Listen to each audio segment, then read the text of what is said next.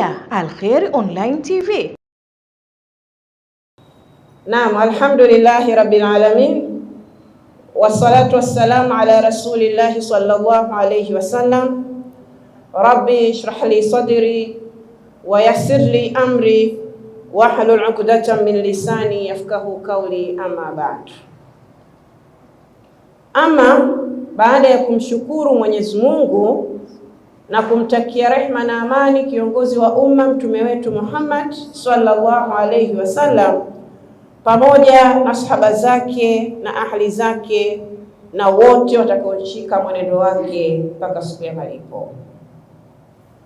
Mada niliyopewa kuzungumza ni kuhusiana na umuhimu wa ndoa kwa jamii ya Kiislamu.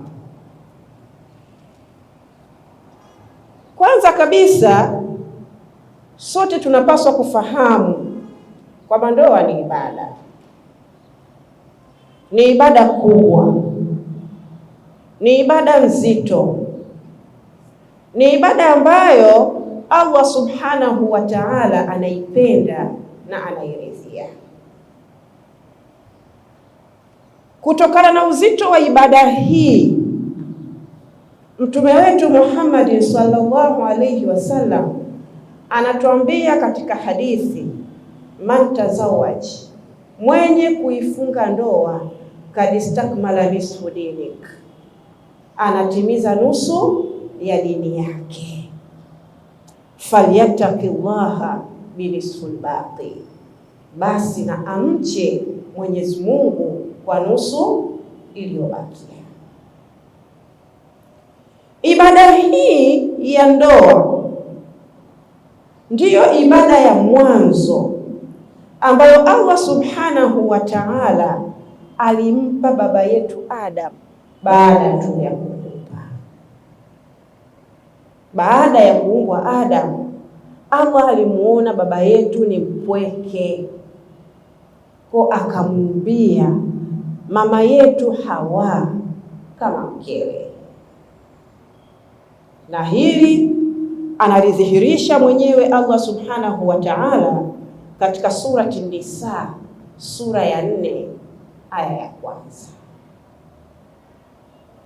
Pale Mwenyezi Mungu subhanahu wa ta'ala aliposema, ya ayyuhan nas taqu rabbakum alladhi khalaqakum min nafsin wahida wa khalaqa minha zawjaha wa batha minhuma rijalan kathiran wa nisaa ila akhir al-aya. Mwenyezi Mungu subhanahu wa ta'ala anasema, enyi watu, mcheni Mwenyezi Mungu aliyekuumbeni kutokana na nafsi moja, na akaijalia kutokana na nafsi hiyo hiyo mkewe, na kutokana na wawili hao akaeneza wanaume na wanawake wengi. Kwa hiyo ndoa ndiyo taasisi ya mwanzo iliyoasisiwa na Allah subhanahu wa ta'ala baada ya kumuumba mwanadamu, kutokana na ukubwa na umuhimu wa taasisi hii katika maisha mazima ya mwanadamu. Lakini ndoa ni sunnatul anbiya, ni sunna ya mitume waliotangulia. Lakini ndoa vile vile ni sunnati Rasulullah sallallahu alayhi wasallam, ni sunna ya mtume wetu Muhammad sallallahu alayhi wasallam. Vile vile ibada hii ya ndoa ni njia halali ambayo Allah subhanahu wa ta'ala amewawekea wanadamu ya kujenga familia. Ni njia halali ya kuhifadhi kizazi, lakini ni njia halali ya kulinda maadili na ustawi wa jamii yetu nzima kwa ujumla wake. Kizazi kinaweza kikapatikana bila ndoa, lakini kizazi hicho hakitambuliki mbele ya Allah subhanahu wa ta'ala, kwa sababu ni kizazi ambacho kimepatikana bila kufuata utaratibu ambao Allah ameweka. Sasa ndoa ni nini? Ndoa kilugha ni kukusanya kitu na kukiweka pamoja, lakini tukija katika sheria ya Kiislamu, ndoa ni mkataba. Mkataba uliokusanya kufaa kustarehe wana ndoa kila mmoja kwa mwenzie kwa njia za kisheria. Mkataba huu ama akdi hii ni mkataba wa halali kati ya watu wawili, mume na mke, wa kuishi pamoja kwa wema na upendo kwa kufuata masharti na taratibu zilizowekwa na Allah subhanahu wa ta'ala na zilizoelekezwa na mtume wetu Muhammad sallallahu alaihi wasallam. Kwa hiyo mkataba ama makubaliano haya yanafaa yawe ni yenye kufuata misingi ya Qur'ani pamoja na sunna za mtume wetu Muhammad sallallahu alaihi wasallam. Sasa ibada hii ya ndoa ina umuhimu gani? Umuhimu wa ndoa ni mkubwa na mambo yake ni mengi, lakini mimi kutokana na muda nitayazungumzia mambo matano. Jambo la kwanza, umuhimu wa kwanza kabisa wa ibada hii ya ndoa ni kutekeleza amri ya Allah subhanahu wa ta'ala. Ndoa ni kutekeleza amri, maagizo na maelekezo ya Mola wetu. Ndoa ni kutekeleza amri, maelekezo na maagizo ya aliyetuumba. Allah subhanahu wa ta'ala anatuambia ndani ya Qur'an katika surati Nisa sura ya 4 aya ya 3, fankihu, basi oeni, mataba lakum minan nisa, wanaokupendezeni katika wanawake, mathna, wawili, wa thulatha, ama watatu, wa rubaa, ama wanne, wa in khiftum alla ta'dilu fawahida. Mwenyezi Mungu anawaambia wanaume wa Kiislamu, oeni katika wale watakao kupendezeni katika wanawake, wawili ama watatu ama wanne, na mkihofia kwamba hamwezi kufanya uadilifu, basi oeni huyu mmoja. Lakini Mwenyezi Mungu Subhanahu wa Ta'ala akasema tena katika surati Nur sura ya 24 aya ya 32, na waozeni wajane miongoni mwenu na wema katika watumwa na vijakazi wenu, wakiwa mafakiri Mwenyezi Mungu atawatajirisha kwa fadhila zake. Kwa hiyo kuingia kwenye ibada hii ya ndoa, kwa wanaume kuoa na kwa wazazi kuozesha mabinti zao, ni maelekezo na maagizo ya Allah subhanahu wa ta'ala, na Mwenyezi Mungu mwenyewe ametoa dhamana kwa wale watakaoingia kwenye ndoa. Yeye ni jukumu lake kuwapatia riziki na mahitaji yao ya lazima. Hii maana yake nini? Hatakiwi mtu kutokuoa kwa kisingizio cha hali ngumu ya maisha, kwa sababu Allah ameshadhamini mkiwa mafakiri, basi yeye atawatajirisha kwa fadhila zake. Kwa hiyo mwanamume anapooa, Mwenyezi Mungu anampa riziki ngapi? 2, ya kwake na ya mwanamke aliyefanya nini? Aliyemuoa.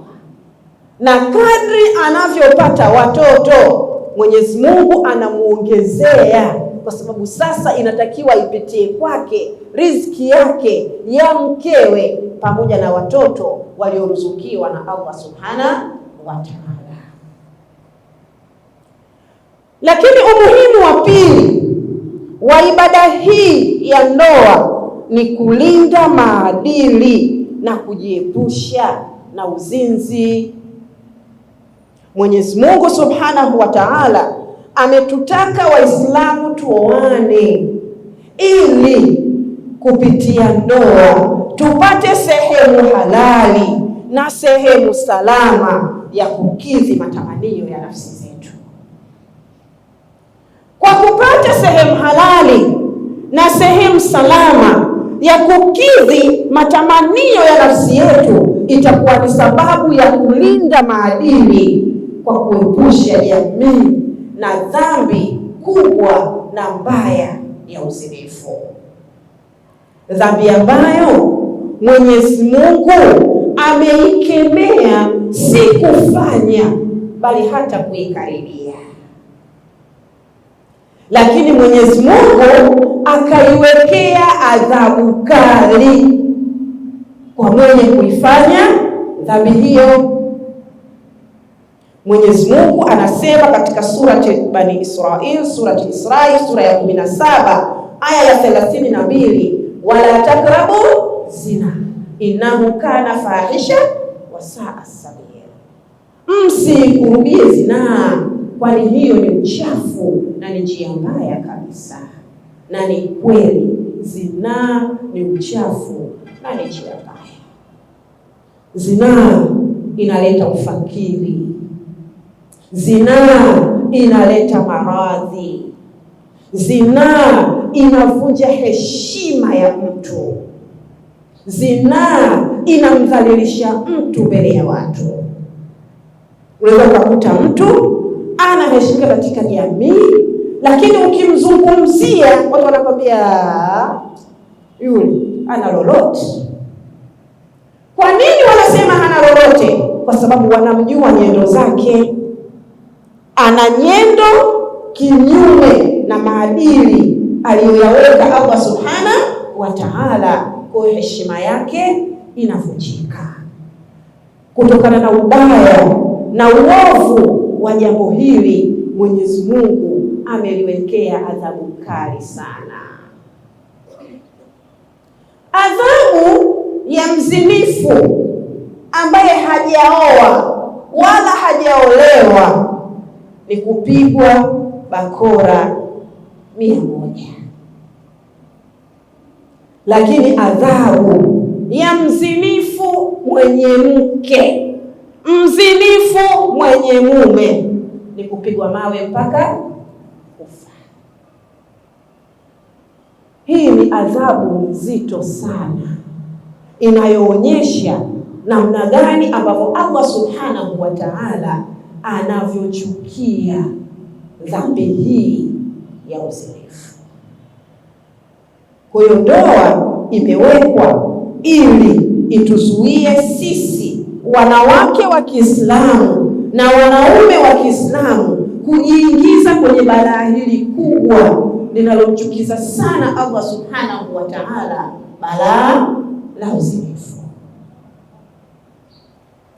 Lakini jambo la tatu, kupata utulivu. Mwenyezi Mungu Subhanahu wa Ta'ala ametaka watu waoane ili kupitia ndoa iwe sababu ya kupata utulivu wa nafsi. Mwenyezi Mungu Subhanahu wa Ta'ala anasema ndani ya Qur'an katika surati Rum, sura ya 30 aya ya 21, wa min ayatihi an khalaqa lakum min anfusikum azwajan litaskunu ilaiha wa ja'ala bainakum mawaddatan wa rahma, inna fi dhalika la ayatin liqaumin yatafakkarun. Na katika ishara zake Mwenyezi Mungu amekuambia wanaume wake litaskunu ilaiha, ili wapate utulivu. Wajaala bainakum mawaddatan wa rahma, na akajalia baina ya wawili hao mapenzi na huruma.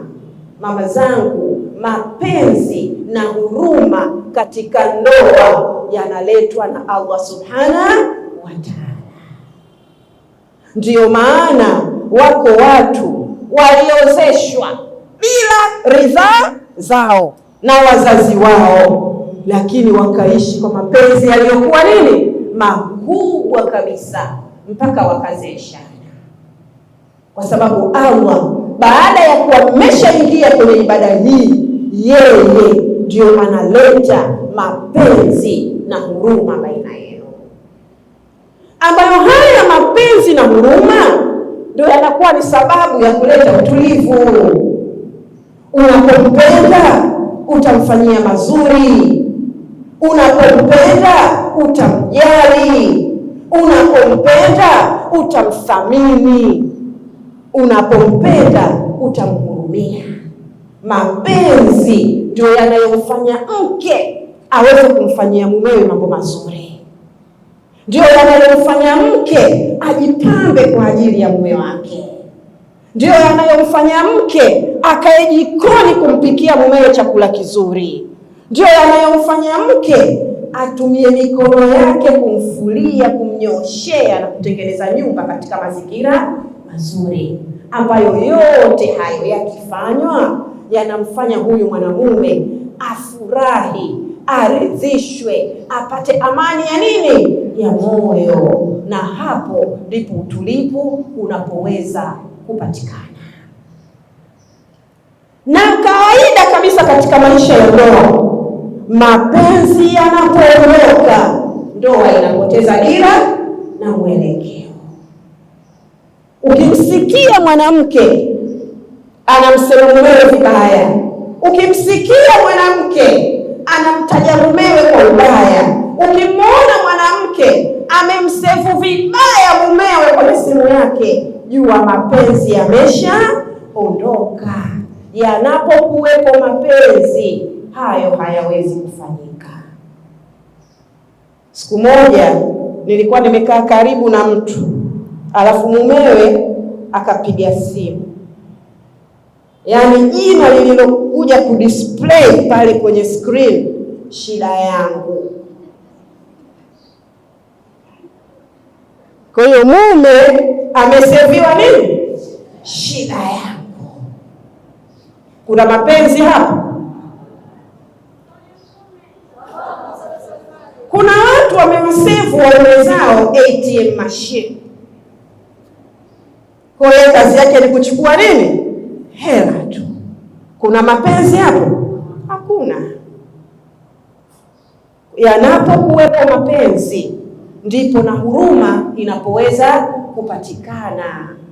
Unayempenda na kumhurumia, uweze kumfanya ATM mashine yako, bali utamhurumia na utakuwa msaada kwake katika kuendesha maisha.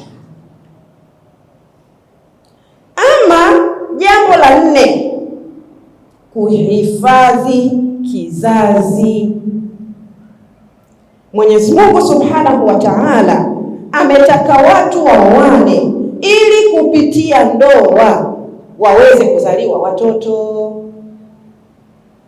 Wazaliwe watoto katika njia halali. Wazaliwe watoto ambao nasaba yao itajulikana na itahifadhika. Wazaliwe watoto ambao watajulikana baba yao ni nani. Wazaliwe watoto ambao watakuwa na mashangazi na mababa wadogo na mababa wakubwa. Kwa sababu mtoto anayepatikana nje ya ndoa, katika haki kubwa anayoipoteza, anapoteza nasaba. Kwa sababu yeye hana ubabani, ana umamani tu. Kwa hiyo mtoto huyu anakosa baba, anakosa baba wadogo, anakosa baba wakubwa, anakosa mashangazi, anakosa mpaka mababu na mabibi waliomzalia nani? Baba. Huku ni kumkosesha mtu haki moja kubwa sana. Mtoto huyu akiwa ni wa kike, akifikia kuolewa, anakosa hata walii wa kumwozesha. Walii wake anakuwa ni sultani, kadhi ama kiongozi wa dini. Hii ni dhulma kubwa mno ambayo mtoto anayepatikana nje ya ndoa anadhulumiwa. Kwa Mwenyezi Mungu ametutaka tuoane ili tuhifadhi kizazi, ili tulinde nasaba, lakini kupitia ndoa watoto hawa watalelewa katika misingi na maadili yaliyokuwa mazuri. Watalelewa na baba na mama. Itakuwa ni sababu ya kupata kizazi kilichokuwa chema na hatimaye kupata jamii iliyokuwa chema. Ama jambo la tano na la mwisho ni kuimarisha jamii. Ndoa imewekwa ili kuimarisha jamii. Familia ndio msingi wa kwanza na msingi muhimu wa kuijenga jamii. Familia moja moja ndio zikikusanyika inapatikana jamii. Kwa hiyo kama familia moja moja zilizopatikana kwenye ndoa zitaishi katika misingi anayoiridhia Allah Subhanahu wa Ta'ala, basi jamii nzima itakuwa njema, itatononoka, itakuwa na kheri, kwa sababu kutakuwa na familia njema zilizo bora, ambazo kupitia familia hizo itapatikana jamii iliyokuwa bora. Ndoa ni sababu ya kujenga familia imara, na familia imara ndio zinazojenga jamii imara, jamii yenye umoja, jamii yenye upendo, jamii ambayo itakuwa ina mshikamano, jamii yenye amani na usalama, na jamii yenye maadili yaliyokuwa mazuri. Kwa jamii bora inatokana na ndoa zilizokuwa bora. Tukumbuke maneno ya wanazuoni waliotangulia. Ibn Taymiyyah anasema ndoa ni katika ibada kubwa zinazomsaidia Muislamu kulinda dini yake na kujiepusha na fitna. Kwa kupitia ndoa Muislamu anaweza kuilinda dini, lakini kupitia ndoa inakuwa ni sababu ya kuepusha fitna na kuifanya jamii ikae sawa sawa. Lakini mwanazuoni Ibn al-Qayyim anasema ndoa ni sababu ya kuhifadhi kizazi na kuimarisha mapenzi na kutuliza nafsi. Kwa kupitia ndoa kinapatikana kizazi, kupitia ndoa yanaimarika mapenzi, na kupitia ndoa unapatikana utulivu wa nafsi. Na haya matatu yakipatikana, basi wanandoa wanakuwa na amani na jamii inakuwa bora. Jamii inapaswa kuheshimu ndoa ili iweze kusimama katika mstari wa sawa sawa.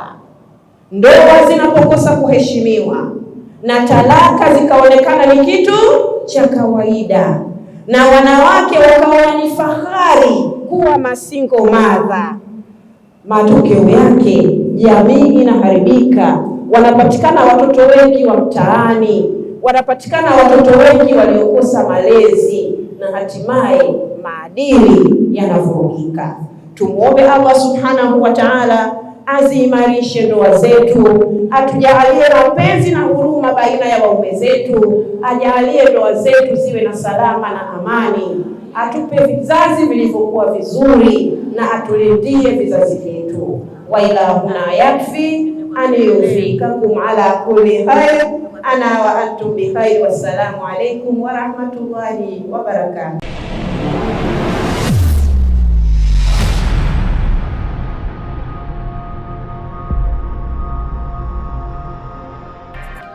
Unaangalia Alkheri Online TV.